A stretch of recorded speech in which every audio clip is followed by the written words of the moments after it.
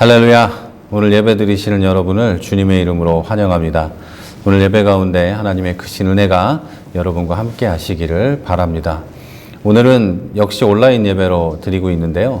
여러분 이 예배 하나님께 잘 올려드릴 수 있도록 준비해서 마음과 몸을 준비해서 하나님께 영광 돌려주시기를 바랍니다. 준비 다 되신 줄 믿습니다. 자, 이제 우리 찬송가 2장 찬송하면서 오늘 예배를 시작하겠습니다.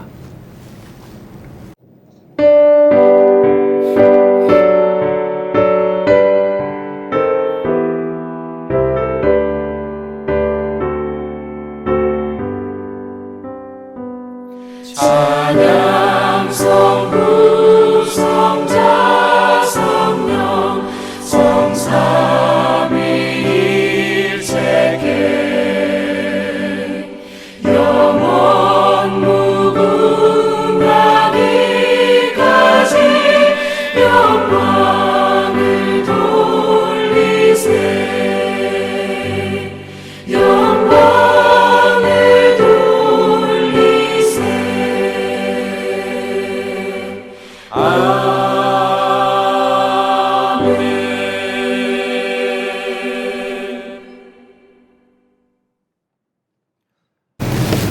네, 우리 이제 일주일 동안의 삶을 하나님 앞에서 돌아보며 하나님께 참회와 감사의 기도를 올려드리겠습니다.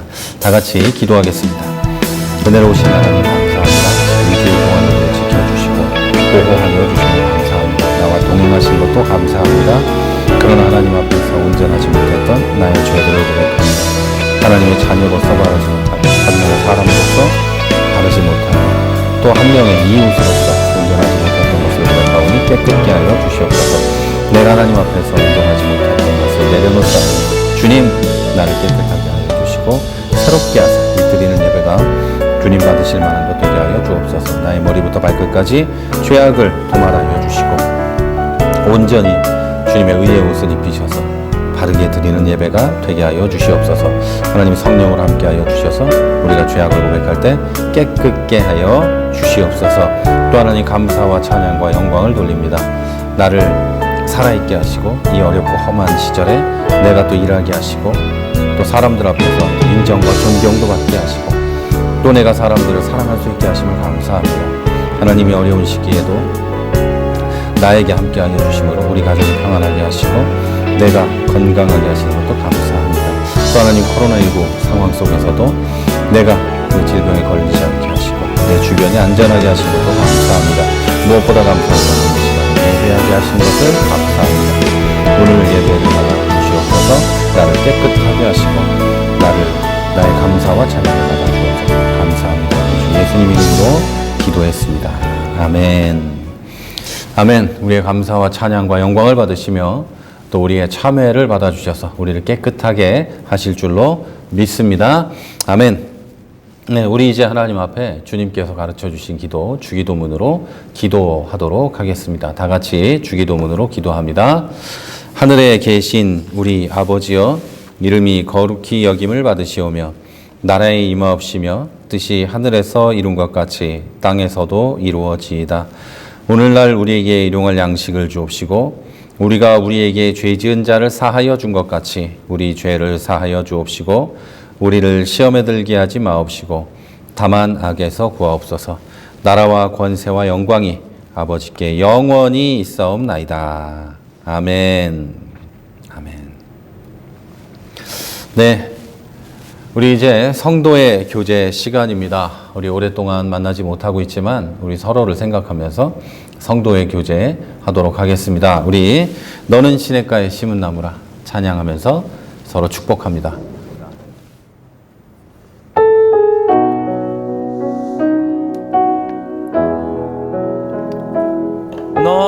너는 시냇가에 심은 나무라 하나님의 사랑 안에 믿음 뿌리 내리고 주의 뜻대로 항상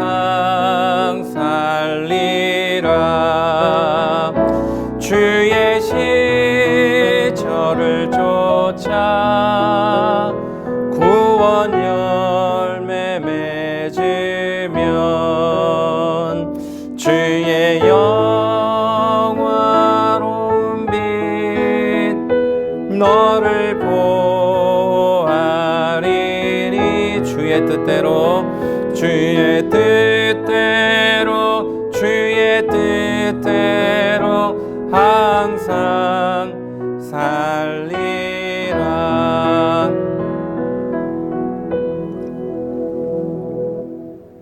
네, 여러분 서로 이제 사랑한다고 고백해 보겠습니다. 네, 서로 사랑합니다. 한번 얘기해 볼게요. 시작. 사랑합니다. 네, 제가 여러분에게 사랑한다고 고백하고 여러분은 또 저에게 또 교회의 다른 모든 분들에게 사랑한다고 얘기하는 거니까 네, 적극적으로 혼자 계시면 더 좋겠죠. 한번 얘기해 보면 좋겠어요. 네, 그리고 옆에 가족분들이 계시면 가족분들에게도 사랑합니다 라고 진심을 담아서 한번 이야기해 보겠습니다. 다시 한번 할게요. 여러분 사랑합니다. 네, 됐습니다. 교회 소식을 전해드립니다. 기부금 영수증 필요하신 분은 꼭 저에게 알려주시고 해주시기 바랍니다. 연말정산 하실 때 필요하실 텐데 꼭 알려주십시오. 네, 그리고 교회 공동체가 성경을 함께 읽고 있어요. 공동체 성경 읽기를 하고 있는데 계속 꾸준히 함께 해 주시기를 부탁을 드립니다. 그리고 어려운 시기들이 지나가고 있습니다. 개인마다 또 교회는 교회대로 또 각자 처해진 환경에서 어려운 상황들이 지나가고 있는데 여러분 교회와 형제자매를 위해서 늘 함께 기도해 주시기를 바랍니다. 여러분 함께 기도할 때 이 위기를 우리가 잘 극복하고 함께 모여서 주님을 찬양할 날이 오게 될 줄로 믿습니다. 네, 그리고 1월 31일 다음 주죠. 다음 주 주일부터는 교회에서 우리 예배를 드리도록 하겠습니다. 오실 수 있는 분들은 오시고 오지 못하시는 분들은 녹화해서 올려놓도록 하겠습니다. 물론 실시간으로 할 수 있는 대로 또 해보도록 하겠습니다. 그러니까 여러분 실시간으로는 영상이 좀 좋지 않더라고요. 그러니까 실시간으로도 일단 하고 그리고 편집해서 이 녹화된 것을 편집해서도 올릴 테니까 여러분께서 좀 예배에 참여하지 못하시는 분들은 그렇게 예배 드려주시고 또 예배에 오실 수 있는 분들은 오셔서 예배 드려주시기 바랍니다. 교회의 방역 조치는 제대로 잘하고 음식을 먹거나 뭐 다른 교제 시간은 없습니다. 예배만 드리고 돌아가게 될 텐데 우리가 너무 오래 만나지 못해서 대면 예배가 더 어색할 수도 있겠네요. 그러나 정부에서 이 예배에 대한 지침도 좌석의 20%로 지정해 줬으니까 우리는 또 20% 해도 어느 정도는 오셔도 될 것 같아요. 그리고 좀 좌석을 제가 정리를 또 해놔가지고 충분히 거리도 유지가 될 것 같습니다. 그러니까 오실 수 있는 분들 꼭 오셔서 함께 예배 드려주시면 좋겠습니다. 네. 그리고 다른 광고는 없습니다. 우리 다 같이 이제 하나님 말씀 보도록 하겠습니다. 오늘 보실 말씀은 사도행전 17장 10절에서 15절, 사도행전 17장 10절에서 15절까지의 말씀입니다. 제가 봉독해 드립니다. 여러분도 이 자막 나오면 같이 읽어주시면 고맙겠습니다. 사도행전 17장 10절에서 15절입니다. 밤에 형제들이 곧 바울과 실라를 베레아로 보내니 그들이 이르러 유대인의 회당에 들어가니라. 베레아에 있는 사람들은 데살로니가에 있는 사람들보다 더 너그러워서 간절한 마음으로 말씀을 받고 이것이 그러한가 하여 날마다 성경을 상고하므로 그 중에 믿는 사람이 많고 또 헬라의 귀부인과 남자가 적지 아니하나 데살로니가에 있는 유대인들은 바울이 하나님의 말씀을 베레아에서도 전하는 줄을 알고 거기도 가서 무리를 움직여 소동하게 하거늘 형제들이 곧 바울을 내보내어 바다까지 가게 하되 실라와 디모데는 아직 거기 머물더라. 바울을 인도하는 사람들이 그를 데리고 아덴까지 이르러 그에게서 실라와 디모데를 자기에게로 속히 오게 하라는 명령을 받고 떠나니라. 아멘. 네, 우리가 이제 오늘부터는 1월 달 초에 이제 지난주까지 전했던 한 해를 시작하는 데 있어서 필요한 신앙을 다잡는 데 있어서 필요한 말씀들을 이제 멈추고 사도행전 강해로 다시 들어가게 됩니다.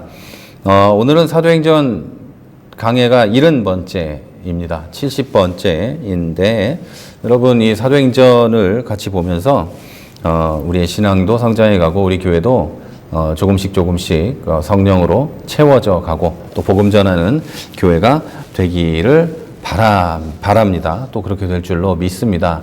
코로나19가 아무리 강력해도 성령의 능력과 하나님의 은혜는 막을 수 없을 테니까 또 사도행전을 읽으면서 보면 박해도 복음을 막을 수 없었다는 걸 볼 수 있잖아요. 근데 지금 이 상황이 교회에 모이는 건 막을 수 있을지 몰라도 막힐 수밖에 없지만 우리가 복음 전하는 건 막을 수 없는 거죠. 복음의 본질이 교회로 사람을 데려오는 건 아니니까 사람에게 복음을 전하고 그 사람이 구원받는 것이 복음의 본질이니까 그건 지금도 할 수 있을 거라는 생각을 합니다. 사도행전을 보면서 우리 그런 것들을 좀 배워가고 또 하나님의 성령의 역사가 어떻게 이루어져 가는지를 하나하나 배워가면 좋겠습니다.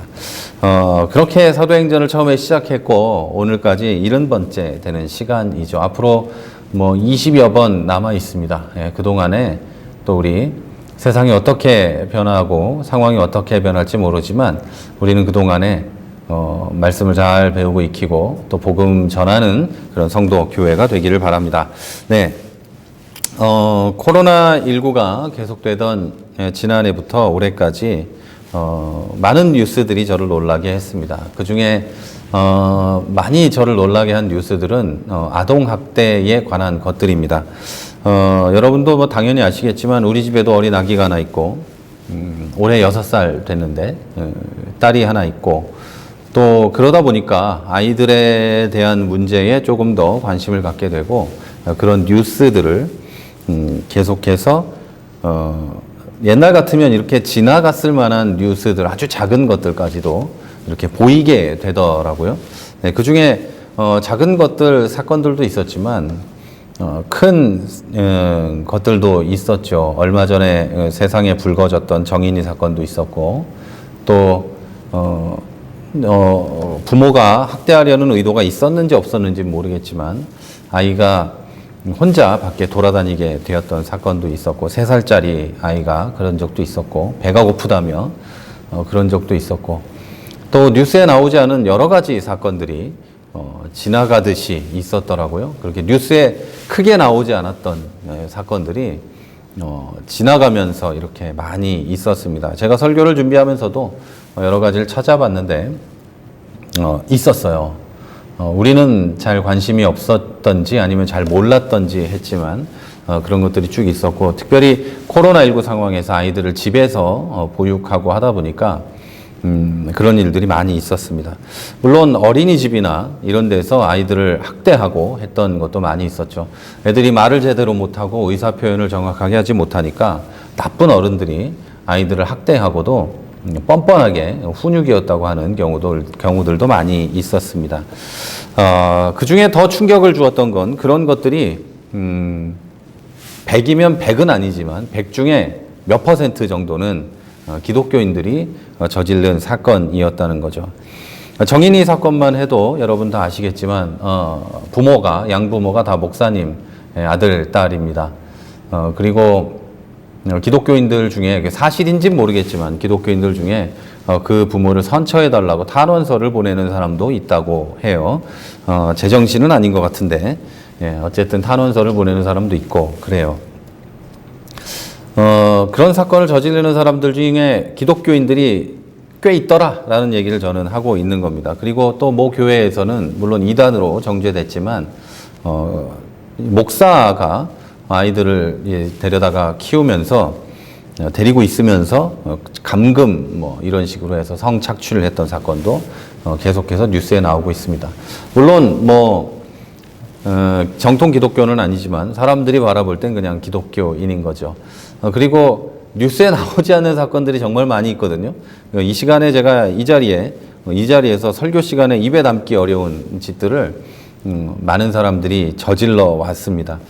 그래서 제가 좀 더 많이 찾아보니까 몇 년 전에는 수표를 위조해서 성매수를 한 사건이 있었는데요. 신학교를 나온 사람이 저질렀었고 교회 복사기로 이 수표를 위조했는데 그 사람은 청소년부 전도사였습니다. 어버이날 용돈 문제로 아버지를 살해한 사건도 있었어요. 얼마 옛날에 근데 그 사건의 남매 중에 한 명도 과거에 교회 전도사였습니다. 몇 년 전에 독일에서 신학을 공부한 부천의 한 교회 담임 목사 그리고 신학대학교 겸임 교수가 친딸을 학대해서 죽인 사건도 있었습니다. 이것과 비슷한 사건들이 미국에서도 있었는데요. 2015년 5월에 뉴저지에 있던 한 30대 전도사가 5개월 아들을 지속적으로 학대해서 숨지게 한 사건이 있었고, 또 미국의 유수의 신학교와 하버드까지 다녔던 샌프란시스코의 한 전도사는 가출 청소년과 싱글맘을 위한 봉사단체까지 운영하며 유명세를 떨쳤는데, 그 중에서 실종 신고된 여학생 2명을 집에 감춰두고 지속적으로 성관계를 맺다가 걸렸어요. 그리고 5년형을 받았던 사건도 있었습니다. 이외에도 이루 다 열거할 수 없는 사건들이 기독교인들로 인해 일어나고 있고, 제가 신학교 다닐 때 우리 동기 중에 한 명은 지금은 어디서 일하고 있다 그러는데, 여성들과 성관계를 맺고 비디오 촬영을 하고 그걸로 협박하고 이랬던 사건들도 있었습니다. 뉴스에 나오는 사건이었어요, 그건. 이루 다 말할 수 없는 이 사건들이 기독교인들로 인해 자행되고 있고, 이거 있죠. 제가 떼드리는 이 기부금 영수증도 옛날에는, 지금은 그런 일이 거의 없습니다만, 옛날에는 나쁜 사람들의 어떤 돈 세탁하는 걸로 사용되기도 했습니다. 교회에다가 헌금을 하고 기부금 영수증을 떼어주고 또 이런 방식의 어떤 돈 세탁이 교회에서 자행되었죠. 목사님하고 장로님하고 짜고 이런 짓을 하기도 했었고, 뉴스에도 나왔죠. 어느 교회는 뉴스에도 나왔어요. 지하에다가 접대하는 장소를 차려놓고 그런 교회 치하에 그런 짓을 하기도 했습니다. 제가 얘기를 하면 할수록 여러분은 당황하고 깜짝 놀랄 만한 짓들을 기독교인들이 하고 있습니다. 그런데 사람들은 이런 얘기를 하면 이렇게 변명을 하죠. 그런 일을 하는 사람 중에 기독교인이 있을 수도 있지. 그러나 기독교인이 전부 다 나쁜 건 아니지 않느냐, 이런 변명을 할 수 있는데요. 맞는 말입니다. 기독교인이 전부 나쁜 사람은 아니고 대다수의 기독교인은 굉장히 좋은 사람들입니다. 그러나 문제는 기독교인이면서, 그것도 전문적으로 성경을 공부하고 신학을 공부한 사람이면서 이런 짓을 저지른다는 것에 있습니다. 제가 주일날 하는 이 설교를 이런 끔찍하고 흉악한 이야기로 시작하는 이유도 그것이죠. 성경을 알고 심지어 모태신앙이라서 태어나면서부터 성경 교육을 받은 사람들이 어떻게 해서 그럴 수 있는가, 이거에 대해서 오늘 제가 말씀을 드리려고 하는 겁니다. 많이들 궁금해하는 이야기죠. 어떻게 예수를 믿는데 저럴 수 있을까? 그러면 아주 쉬운 답변은, 저 사람은 예수 안 믿을 거야 라든지, 예수를 믿어도 죄에 빠질 수 있잖아 라든지 이런 식의 대답은 할 수 있는데, 오늘 저는 그런 대답이 아니라 아주 본질적인 말씀을 여러분에게 드리려고 합니다. 그리고 그 본질적인 말씀 가운데는 저나 여러분도 해당될 수 있다는 걸 말씀드리려고 합니다. 저는 조금 전에 인간이라면 할 수 없는 짓을 저지른 기독교인들에 대해서 나열했습니다. 자, 이런 범죄자는 아니지만, 그런 흉악한 범죄자가 아닐 뿐만 아니라 사회적으로 지탄받을 만한 짓을 한 번도 하지 않은 그런 범죄자는 아니지만, 성경을 읽고 교회에 매주 출석해서 설교도 듣고 하지만 인격과 그 사람의 가치관과 삶이 전혀 기독교적이지 않은 사람은 우린 쉽게 볼 수 있습니다. 그리고 그런 사람들은 강력한 유혹이 왔을 때 그 유혹을 벗어나는 것이 매우 어렵습니다. 자, 이렇게 전문적으로 성경을 배우는 사람들이 끔찍한 범죄를 저지르고 기독교인들이 전혀 기독교적이지 않은 삶을 사는 것이 우리의 현실이다 보니까 기독교인 중에도 성경이나 성경 말씀이나 설교가 사람을 변화시킬 수 있다고 믿는 사람이 점점 줄어들고 있습니다. 기독교인들이 아주 흉악한 짓들을 저지르고 있고, 기독교인들 가운데도, 내 옆에 있는 기독교인 가운데도 전혀 기독교인 같지 않은 삶을 사는 사람들이 많다 보니까 기독교인 가운데도, 심지어 목사님들 중에도, 장로님들 중에도, 집사님들 중에도 성경이나 설교가 사람을 못 변화시킨다, 변화시키지 못한다라고 믿는 사람들이 있다는 겁니다. 하지만 여러분, 성경은 분명하게 성경과 설교가 사람을 변화시킬 수 있다고 말하고 있습니다. 성경 자신은 성경에 대해서 성경은 성경 자신에 대해서 말하기를, 자, 하나님의 말씀은 살아있고 활력이 있어서 좌우에 날선 어떤 검보다도 예리하여 혼과 영과 및 관절과 골수를 찔러 쪼개기까지 하며 마음의 생각과 뜻을 판단하나니라고 합니다. 이렇게 적혀 있는 성경이 진리라고 한다면 성경이 하나님의 말씀에 대해서, 성경이 자기 자신에 대해서 하는 말도 사실입니다. 그렇다면 성경은 살아있고 활력이 있고 좌우의 날섬 검 같아서 예리하고 혼과 영과 관절과 골수를 찔러 쪼개고 마음과 생각과 뜻을 판단한다는 것이 사실이라는 것입니다. 그리고 하나님의 말씀으로 변화되고 새로운 삶을 사는 것도 사실이라는 이야기입니다. 그리고 그런 사람들이 우리 주변에 충분히 많이 있습니다. 그런데 정말 이상합니다. 자, 말씀 앞에 그 누구보다도 많이 노출되어 있으면서도 결코 변하지 않는 경우도, 변하지 않는 사람들도 앞에 든 예처럼 그런 흉악한 범죄를 저지르는 것도 굉장히 많이 있습니다. 흉악한 범죄는 저지르지 않더라도 결코 변화되지 않은 상태로 그냥 그렇게 살아가는 경우도 많이 있습니다. 자, 그렇다면 왜 어떤 사람은 말씀 앞에 노출되어 있을 때, 같은 조건으로 노출됐을 때 어떤 사람은 확실하게 변하고 어떤 사람은 전혀 변하지 않는 걸까요? 그 이유에 대해서 예수님은 씨 뿌리는 자의 비유를 통해서 말씀하고 계십니다. 자, 여러분, 그들이 변하지 않는 이유는 그들의 마음이 길가와 같고 돌밭과 같고 가시떨기 아래와 같기 때문이라고 말씀하시고 있습니다. 말씀을 읽고 듣는 사람들의 마음의 상태에 따라 문제가 있다는 말이죠. 성경이나 하나님의 말씀이나 설교나 성경 공부나 이런 것들에 문제가 있는 것이 아니라 그 사람의 마음에 문제가 있다고 예수님은 이야기하고 있는 것이죠. 다시 말해서 하나님은 하나도 잘못된 게 원래부터 없고 그 말씀을 듣는 그 사람의 마음에 따라 변화가 있고 변화가 없고 한다는 것입니다. 자, 변화가 없는 사람들은 그 속에 뿌리가 없어서 잠깐 견디다가 말씀으로 인해 환난이나 박해가 일어나면 넘어집니다. 예수님이 하신 말씀이에요. 그리고 세상의 염려와 재물의 유혹과 기타 욕심이 들어와서 말씀을 막아서 결실하지 못한다. 이게 예수님 하신 말씀입니다. 조금 더 제가 자세히 설명을 드리면 이런 사람은 말씀을 듣기도 하고 읽기도 하는데 하나님 중심이 아니고 지속적이지도 않으며 대단히 자기중심적이고 기회주의적으로 말씀을 읽고 듣습니다. 그래서 말씀을 들을 때, 읽을 때 그 당시는 은혜를 받지만 뿌리가 없어서 어려움이 닥치거나 유혹이 오면 순식간에 받은 은혜를 잊어버리고 돌아섭니다. 또 돈과 육체의 정욕을 사랑하는 것 때문에 말씀이 옳다는 것을 안다 할지라도 새롭게 변화되지는 않습니다. 이 사람들이 공통적으로 하는 말이 있습니다. 여러분도 이 말을 하는지 한번 생각해 보시기 바랍니다.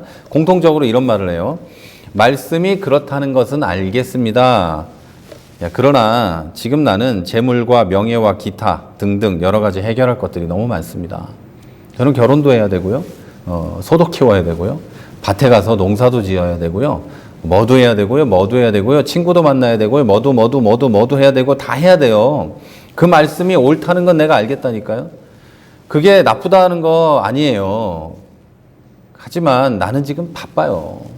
내 사정이 있어요. 다들 이렇게 이야기해요. 예수님은 이 사람들의 마음이 이렇기 때문에 말씀을 들어도 열매가 없다. 이렇게 얘기하신 거예요. 그래서 이걸 제가 지금 하는 말로 바꾸면 말씀을 받아들이는 그 마음에 문제가 있기 때문에 절대로 변화되지 않는 거예요. 말씀이 잘못된 게 아니거든요. 여기서 설교하는 제가 어떤 설교를 하든 하나님의 말씀이라면 하나님의 말씀으로 알고 받아들이고 변화되려는 그런 애를 쓰면 변하게 돼 있어요. 그러나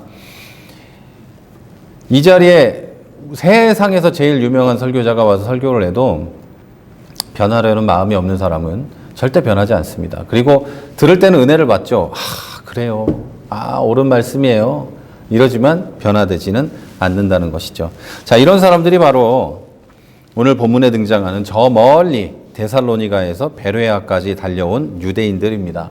자, 그들은 3주 동안이나 사도 바울의 말씀을 듣습니다. 그러나 결국에는 폭력배를 동원하고 관청에 고발합니다.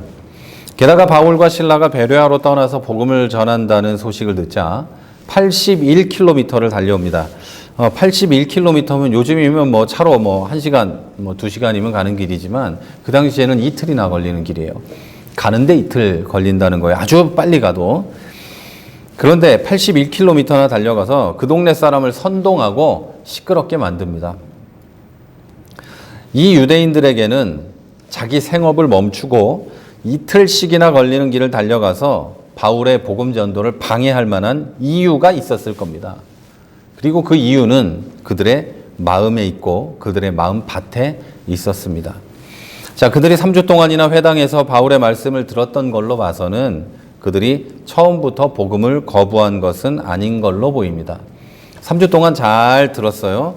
그리고 3주 동안 이게 나에게 어떤 유익을 줄 것인가를 잘 들었어요. 그러나 3주 후에 큰일이 일어납니다. 자기들을 따르던 귀부인들과 그리스인들이 바울과 실라에게로 돌아섭니다. 그러자 그들은 시기와 질투를 하게 되고 결국에는 자기들의 이익을 지키기 위해서 복음을 거부하게 된 것입니다. 자, 이렇게 복음을 거부하고 바울과 신라를 그토록 미워한 이유는 말씀과 복음을 대하는 그들의 마음이 잘못되어 있었기 때문이에요. 그들은 유대인으로서 성경을 잘 알고 있었을 거예요. 어려서부터 교육을 잘 받았고 성경을 외우다시피 했을 겁니다.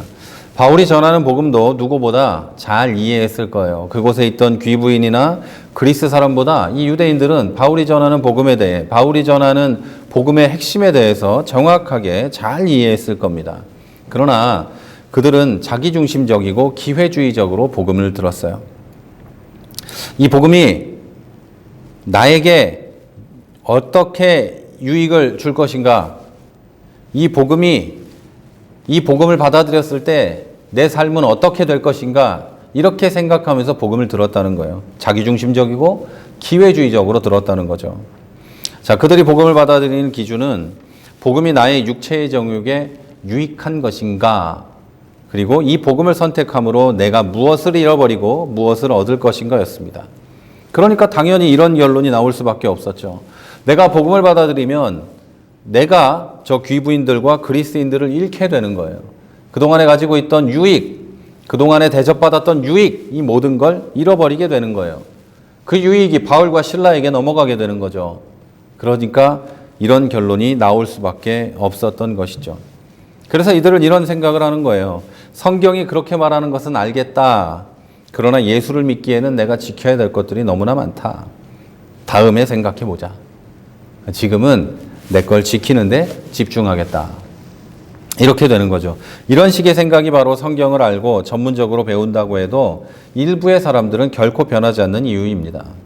교회를 다니고 심지어 신학을 배워도 폐륜을 저지르는 중요한 이유가 바로 여기에 있습니다.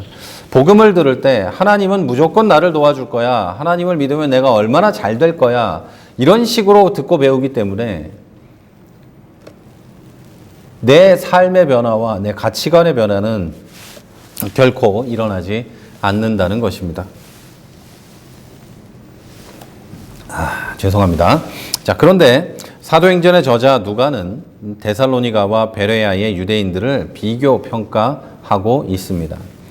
이렇게 적혀 있죠. 베레아에 있는 사람들은 데살로니가에 있는 사람들보다 더 너그러워서 간절한 마음으로 말씀을 받고 이것이 그러한가 하여 날마다 성경을 상고함으로 그 중에 믿는 사람이 많고.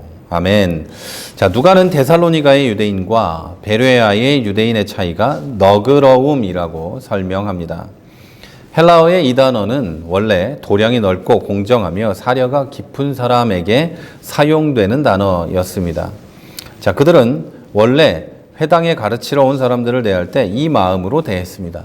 자, 베레아에 있는 사람들은 회당에 누가 가르치러 왔을 때 그것이 이제 멀리서 온 사람이라 할지라도 랍비라면 그 사람이 누가 오면 그 사람에게 너그러이 대하고 그 사람의 말씀을 너그럽게 받아들였다는 이야기입니다.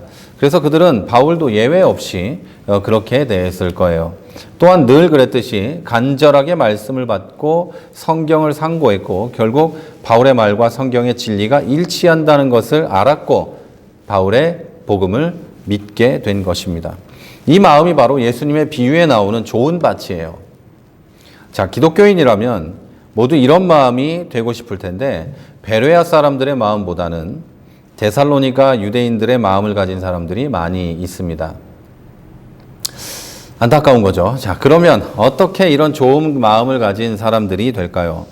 조금 다른 말로 하면 말씀을 듣고 읽고 그대로 행하는 사람이 되고 열매를 맺고 변화되는 사람이 될 수 있을까요? 어떻게 하면 그렇게 될까요? 자, 여러분, 어떤 일을 성취하기 위해서는 먼저 그 일을 했던, 그 일을 성취해냈던 사람들을 따라서 하면 된다는 것을 잘 알고 계실 겁니다. 자, 그래서 오늘 우리는 베레아 사람들이 복음을 듣던 자세와 방법을 배우고 그대로 따라하면 베레아 사람들의 마음을 가지게 되는 것이죠. 자, 본문이 말하기를 베레아 사람들은 간절한 마음으로 말씀을 받아 이것이 그러한가 하여 날마다 성경을 상고했다고 합니다. 자, 여기까지만 봐도 왜 그들이 칭찬을 받았고 왜 나는 아직도 말씀으로 변화되지 않고 있는지를 알 수 있습니다. 저를 비롯한 대다수의 기독교인들은 여기 베레아 사람들을 보면서 좀 반성해야 됩니다. 그들은 우리가 경멸에 맞지 않는 유대인들이었어요. 우리는 유대인 별로 좋아하지 않잖아요. 그런데 그렇지만 처음 듣는 예수님 이야기를 무시하지도 않았고 좋은 얘기지만 나중에 생각해 보겠다고 하지도 않았고 무조건 그냥 오 아멘 하고 받아들이지도 않았습니다. 자, 그들은 이것이 하나님의 말씀이니까 간절하게 일단 들었어요. 그리고 정말 그러한가를 확인해 보려고 애썼고 그 답을 찾기 위해서 성경을 연구했습니다.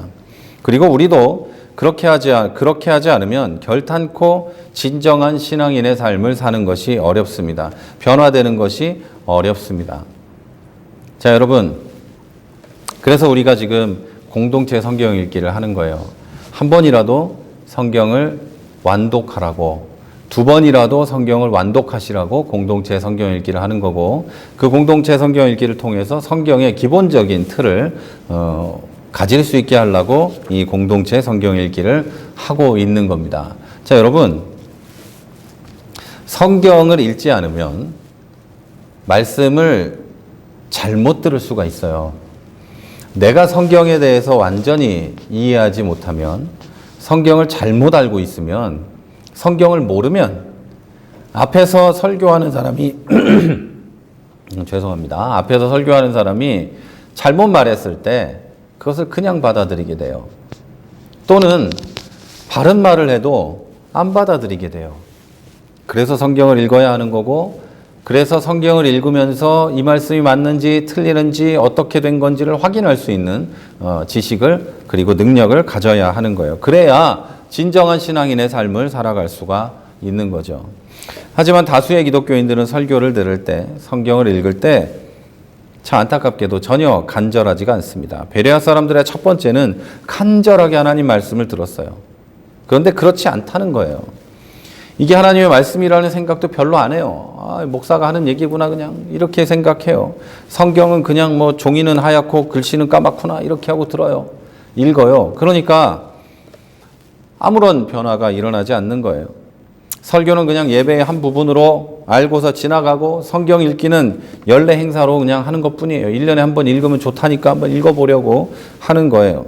그리고 설교를 듣고 좋다고 해도 일주일 동안 그 말씀이 과연 그러한지 진짜인지 우리 목사님이 잘못 얘기한 건지 이렇게 적용하는 게 맞는지 성경을 그대로 이야기한 건지 궁금해하지 않아요. 그러다 보니까 그 말씀을 지키기 위해서는 아무런 노력도 하지 않아요. 한마디로 말씀에 대해서 생각하지 않는다는 거죠. 이 설교를 하면 이 설교에 대해서 생각하고 상고하고 그러한가 살펴보고 그러하다면 그대로 살려고 애써야 내가 변화되고 가치관이 바뀌고 삶이 변화되고 진짜 그리스도인의 삶을 살아가고 시작할 수 있는데 그걸 하지 않는다는 거예요. 현대의 많은 기독교인들이. 그러다 보니까 세상에 둘도 없는 명설교가가 설교를 해도 그냥 그래요. 그냥 그 순간엔 아멘하지만 지나고 나면 아무것도 아니에요. 그 위대한 바울의 설교를 3주나 듣고도 죽이려고 했던 데살로니가 사람들과 저와 여러분이 하나도 다를 것이 없어요. 그리고 이들은 항상 이렇게 돼요. 항상 이런 말을 하고 항상 이런 변명을 합니다. 말씀대로 살려고 잠깐 인내하지만 그 말씀을 지킴으로 인해 그 말씀으로 인해 환난이나 박해가 다가오면 곧바로 넘어집니다. 말씀대로 살려고 잠깐 버티지만 세상의 염려와 재물의 유혹과 기타 욕심이 들어오면 염려와 유혹에 넘어가 버리고 변화를 거부하게 됩니다. 사랑하는 여러분, 베레아 사람들은 이러지 않았다고 성경이 이야기합니다. 베레아 사람들은 이러지 않았고 결국 열매를 맺었습니다. 그들은 순수한 성품과 학문적 자세로 바울의 말씀을 대했습니다. 그들은 무조건 믿지도 않았고 무조건 거부하지도 않았습니다. 그들은 낯선 예수님 이야기를 진지하게 들었고 정성스럽게 고찰한 후에 받아들입니다. 그들은 복음을 들은 뒤 정확하고 참된 진리가 무엇인지 알기 위해 성경을 연구했고 결국 그리스도의 구원의 도를 믿고 구원을 받았습니다. 자, 지금 여러분은 어떻습니까? 제가 하는 설교를 어떤 마음으로 들으십니까? 여러분이 읽는 성경을 어떤 마음으로 읽으십니까? 가시떨기, 돌밭, 길가의 마음입니까? 아니면 데살로니가 사람들의 마음입니까? 아니면 옥토와 같은 좋은 밭입니까? 베레아 사람들의 마음입니까? 어떤 것이죠? 여러분, 어떤 거예요? 여러분 스스로 잘 아시겠죠? 어떤 마음을 가지고 내가 이 말씀을 듣고 있는가? 자, 여러분, 이 좋은 마음은 오해하지 마십시오. 그냥 맹목적으로 믿어버리는 그런 마음이 아닙니다. 옛날에 많은 분들은 옥토는 맹목적으로 믿는 것처럼 이렇게 가르쳤는데, 옥토와 같은 마음은 그렇게 가르쳤는데, 그런 게 아닙니다, 여러분. 베레아 사람들의 마음은 그러한가 하여 말씀을 묵상하고 그렇다면 믿는 그런 마음이었습니다. 목사님, 전도사님, 선교사가 하는 설교라면 다 믿어버리는 그런 무책임한 그런 마음이 아닙니다. 우리 목사님이 그렇게 말씀하시던데 이렇게 하는 게 아닙니다. 여러분, 하나님 말씀에 대한 간절함을 가지고 진지하게 처음에 말씀을 들은 다음에는 이 말씀이 과연 성경적인가? 내가 읽은 성경과 맞는가? 내가 그동안 살아온 신앙생활과 일치하는가? 이걸 비교하는 겁니다. 그동안 내가 살아온 신앙생활과 일치하지 않는다면 이 말씀이 성경과 일치하는지도 돌아보고, 성경과 일치한다면 내가 살아온 신앙생활이 틀린 것이고 성경과 일치하는 삶으로 돌아서야 하는 것이죠. 근데 그런 것을 가지고 있는 마음, 이것이 옥토와 같은 마음인 거예요. 이건 부정을 하기 위한 회의가 아니고 정확하고 참된 진리를 탐구하는 올바른 자세입니다. 여러분, 학교에 다니면 중고등학교까지는 그냥 그런가 보다 하는 거죠. 수능에 그런 답이 나오니까 그런가 보다 하지만 대학원 이렇게 점점 올라갈 때마다 세미나를 하고 교수님하고 이야기를 하고 진리를 탐구하면서 앞으로 나아가는 거죠. 신학교도 마찬가지예요. 교수님이 가르친다고 그게 100% 옳다고 말할 수는 없는 것이죠. 그 세미나를 통해서 서로 이야기하고 진리를 탐구하고 그렇게 나가는 거죠. 그런데 그런 학문적인 자세를 성도들도 가져야 한다는 거예요. 그러면 목사는 힘들죠. 성도들이 매주 그 다음 주 본문에 대해서 공부해오고 읽어오고 앉아서 눈이 초롱초롱하고 그러면 아주 좋을 것 같지만 목사도 공부해 와야 되고 열심히 준비해야 되니까 힘들겠죠. 그러나 그것이 가장 올바른 자세이고 그것이 가장 성경적으로 설교를 듣는 말씀을 대하는 자세입니다. 여러분, 그리고 이 마음을 가져야만 진짜 믿음이 생기고, 왜냐하면 내가 읽은 성경으로 내가 들은 말씀으로 이미 내 스스로 하나님의 말씀으로 확증했기 때문에, 물론 그 성령의 조명하심이 있었겠지만 내가 스스로 확증했기 때문에 그래야 그때서야 진짜 믿음이 그 사람에게 생기는 거예요. 그리고 열매 맺는 날까지 낙심하지 않고 꾸준하게 인내하면서 그 믿음대로 살 수 있게 되는 것입니다. 자, 여러분, 왜 이래야만 하냐면 믿음은 말씀을 전하는 사람이나 듣는 사람을 믿는 게 아니라 진리를 믿는 것이기 때문이에요. 그러니까 여러분, 누가 이러더라 라는 말은 그 누가 때문에 이러더라를 믿는 겁니다. 그래서 뭐 이런 사람들 있죠. 어떤 목사님이 설교를 잘하시더라. 그러면 소문난 목사님이 있으면 그 사람이 하는 말은 다 믿어요. 세상 없는 헛소리를 해도 그냥 믿어요. 그런데 이제 좀 교회가 사이즈가 작고 개척교회고 막 이런 사람들이 하는 말은 콩으로 매주를 쓴다 그래도 잘 안 믿어요. 이게 뭐냐면 누가를 믿고 이러더라를 믿는 거예요. 누가 때문에 이러더라를 믿는 거죠. 누가 이러더라라고 하면 믿는 거고 누가가 아닌 저 사람이 이러더라라고 하면 안 믿는다는 거예요. 그런데 여기서 그 누가가 잘못된 진리를 전하면 다 망하는 겁니다. 그 교회 사람도 망하고 그거 듣고 따라간 사람도 망하고 다 망하는 거예요. 그러니까 이 누가가 아니라 이러더라가 진리인지를 확인해야 하는 거예요. 이러더라가 진리인지를 확인해야 하는 거예요. 그런데 이 단계를 건너 뛰어버리니까 믿음이 그냥 바람에 날리는 먼지 같은 게 되는 거죠. 그래서 그 누가가 잘못되면 그 사람이 뭐 나중에 범죄자가 되거나 또는 뭐 교회가 힘들어지거나 그러면 그동안 이 사람 때문에 믿었던 이러더라라는 이런 모든 것들을 다 버리게 되는 안타까운 일이 일어나게 되는 것이죠. 사람을 믿고 전하는 사람에게 책임을 전가해버리는 그런 안타까운 일도 생기는 거예요. 결국에 천국에 대한 책임, 신앙생활에 대한 책임은 나 개인이 지는 거예요. 하나님 앞에서 누가 이렇게 했어요? 목사님이 이렇게 했으니까 그랬다니까요? 따져봐야 소용이 없어요. 결국은 나 1대1의 책임이에요. 나의 책임이라는 거죠. 여러분, 분명히 말씀드리지만 확신은 전하는 사람에 대한 믿음에서 오는 게 아닙니다.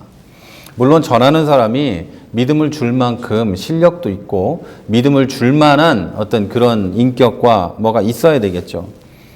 그런데 그 사람에 대한 믿음에서 확신이 오는 건 아닙니다. 그 말씀이 진리인 것인지 내가 확인하고 그 말씀이 진리인 것이 확실할 때 믿음이 오는 거예요. 그리고 그 말씀이 진리라는 것을 내가 확인하고 나서 믿어야 하는 겁니다. 그러려면 여러분, 그 말씀이 진리인지 확인할 만한 능력, 그 말씀이 진리인지 확인할 수 있는 어떤 그 자세가 나에게 있어야 하는 겁니다. 자, 그래서 하나님 말씀에 대한 간절함을 가지고 진지하게 말씀을 듣고 이 말씀이 과연 성경적인가를 묵상하고 하나님께 기도하고 하나님께 여쭤봐야 하는 것이죠.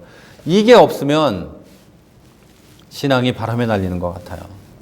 내가 힘들어지고 인생이 어려워지면 제일 먼저 신앙을 버려요. 하나님께 드려야 할 시간과 하나님께 드려야 할 물질과 하나님께 드려야 할 헌신과 이 모든 것들 먼저 버려요. 왜냐하면 그동안 바람에 날리듯이 예수를 믿어왔기 때문이에요. 내 인생, 내 삶으로, 내 마음으로, 내 지식으로, 내 능력으로 체험하고 체증한 그런 하나님 말씀에 대한 증거가 나에게 없기 때문이에요. 그냥 누가 한 말만 들어왔기 때문이에요. 여러분, 우리가 지금 60년대, 50년대, 40년대 어려운 시절에 살고 있다면 내 삶의 한 자리 한 자리에서 하루하루 나아지는 것을 느끼면서 하나님이 일하신다고 말할 수도 있을 거예요. 그러나 지금은 세상이 점점 어려워지고 각박해지고 힘들어져요. 점점 어려워지는 이 시기에 내가 하나님이 나와 함께 하시고 목사님이 이야기하는 저 말이 진리라는 것을 알기 위해서는 내 삶으로 체험해야 돼요. 그리고 내가 성경을 묵상하고 기도함으로 내가 그것을 경험해야 돼요. 확신할 수 있어야 돼요. 말만 듣고 그렇구나라고 하는 게 아니라, 여러분, 그러려면 어떻게 해야 돼요? 성경 말씀을 들었으면, 설교 말씀을 들었으면 그것이 과연 그러한가를 묵상하고 성경을 본문을 다시 읽어보고 앞뒤를 다시 한번 살펴보고 목사님 말씀이 그러하다, 성경과 일치한다, 이것이 진리구나라고 하면 그대로 믿고 그대로 변화되도록 노력해야 하는 거예요. 그러면 여러분, 흔들리지 않는 신앙생활을 할 수 있게 될 거라고 믿습니다. 자, 여러분은 신앙생활을 한 만큼의 열매가 있으십니까? 1년 했다면 1년만큼의 열매가 있습니까? 저는 이제 올해로 안타깝습니다만 거의 50년 가까이 이렇게 신앙생활을 했는데 신앙생활의 열매가 햇소만큼은 없는 것 같아요. 안타깝습니다. 그런데 여러분의 삶은 그 신앙생활을 한 만큼의 열매가 있습니까? 여러분의 삶은 얼마나 그리스도와 닮아 있습니까? 여러분의 삶은 얼마나 우리의 믿음의 선배들과 닮아 있습니까? 내가 얼마나 그리스도의 삶을, 믿음의 선배들의 삶을 알고 있는가를 제가 질문하는 게 아니라 내 삶이 얼마나 그들을 닮아 있는가라는 질문입니다. 이 말은 내 삶이 얼마나 그리스도인의 신앙생활을 하고 있는가라는 질문입니다. 내 삶이 얼마나 그리스도인적인 삶인가라는 질문입니다. 여러분, 초기에 설교 초에 설교 맨 앞에 말씀드린 그 사람들도 모태신앙에 수십 년 예수를 믿어왔지만 열매가 그렇습니다. 그것은 말씀을 듣기도 하고 공부도 하고 전문적인 교육도 받았지만 가르치기까지 했지만 교회에서 봉사하기까지 하고 직분도 받았고 심지어 목사요, 선교사요 이렇게까지 일을 했지만 그들은 아무 열매가 있었네요. 썩어 빠진 열매, 이런 열매가 있었죠. 그 이유는 제가 지금까지 말씀드린 그것 때문입니다. 그냥 말씀을 듣고 그냥 좋을 때는 좋고 아닐 때는 세상으로 그냥 돌아가 버리는 그런 삶을 일평생 살았기 때문에 하나도 변화 없이 그렇게 되어 버린 겁니다. 자, 여러분의 삶이 어떠냐고 제가 조금 전에 질문했습니다. 여러분 완전하진 않겠죠. 저나 여러분이나 그리스도의 장성한 분량의 삶은 당연히 살고 있지 못하겠죠.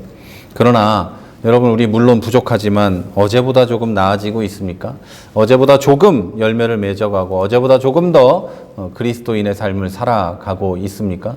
그렇다면 여러분, 만족할 수는 없지만 우리 조금 더 열심을 내어 보면 좋겠습니다.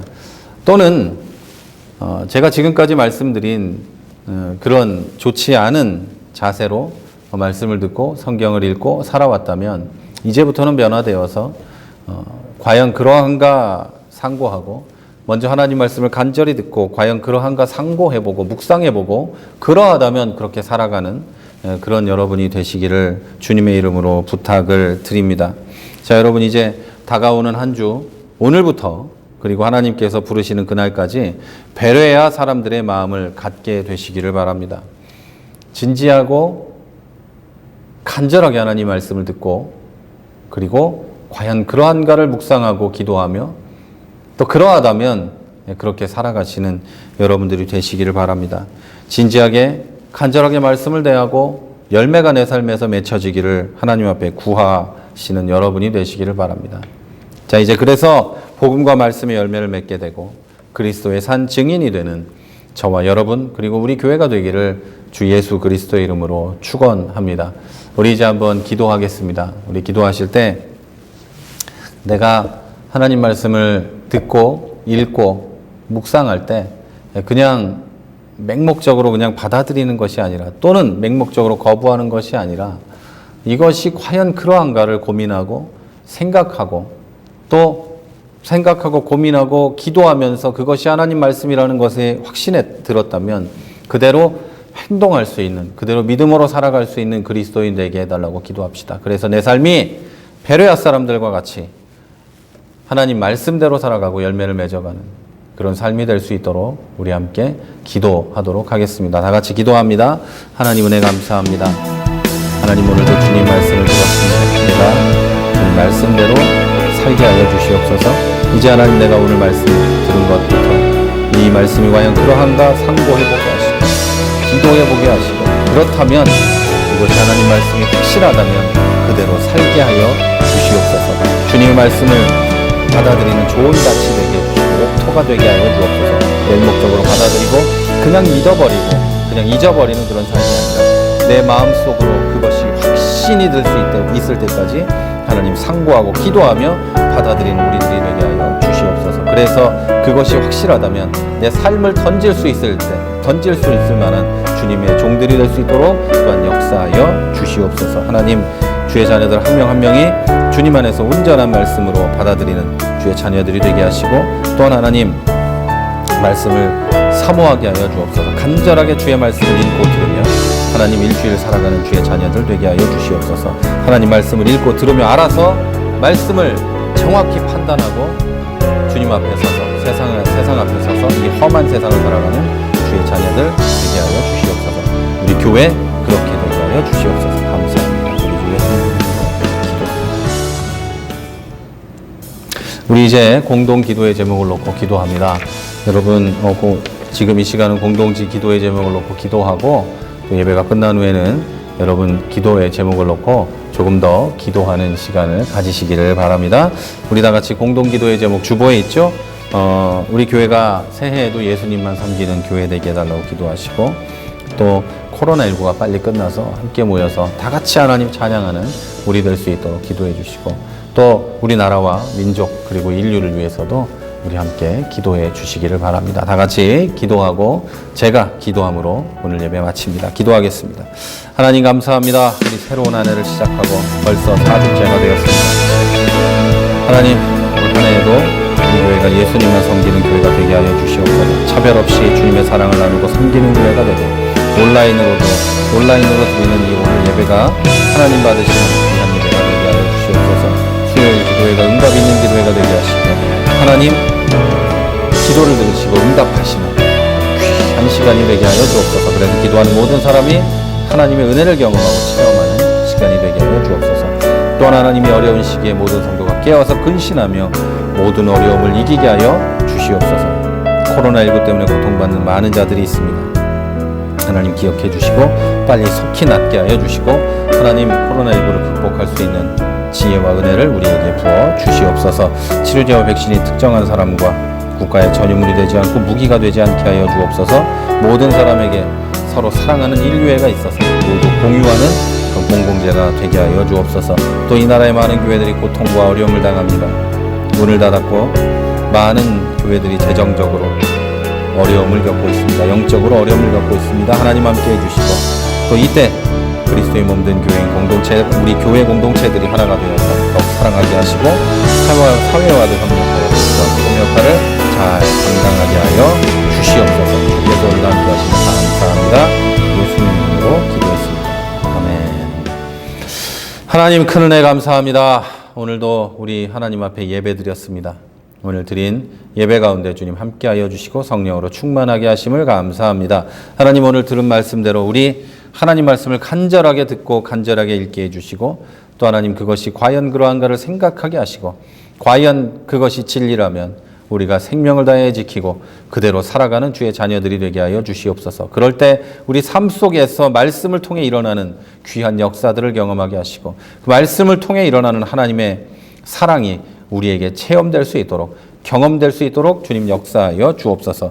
하나님 성도 한 사람 한 사람이 말씀을 더욱 사모하게 하시고, 성경 읽기를 게을리하지 않게 하시고, 성경을 읽고 하나님과 동행하는 주의 자녀들 되게 하여 주옵소서. 기도함으로 하나님을 경험하고 성령의 충만함도 경험하게 하여 주시옵소서. 이제 하나님 기도하는 것은 코로나19가 조금씩 잠잠해집니다. 이제 우리 교회도 다음 주부터는 대면 예배를 시작하는데 하나님 우리 안전하게 지켜주시고 보호하여 주시옵소서. 또 하나님 기도하는 것은 성도들 일주일 동안 살면서 강건하게 하시고 급한 소식이 오가지 않게 하시고, 성도들 한 사람 한 사람 머리에 주님 손으로 안수하여 주셔서 이들이 성령으로 충만한 일주일 보내고 하나님과 동행할 수 있는 자녀들이 되게 하여 주옵소서. 우리 어른들 아이들 강건케 하여 주시고, 하나님 부모 형제들 강건하게 하여 주시옵소서. 어느 지역에 있는 주의 성도들이든 간에 하나님 그들이 주의 은혜 가운데 있게 하여 주시고 성령으로 충만하게 하여 주시옵소서. 일주일 동안 지켜주시고, 하나님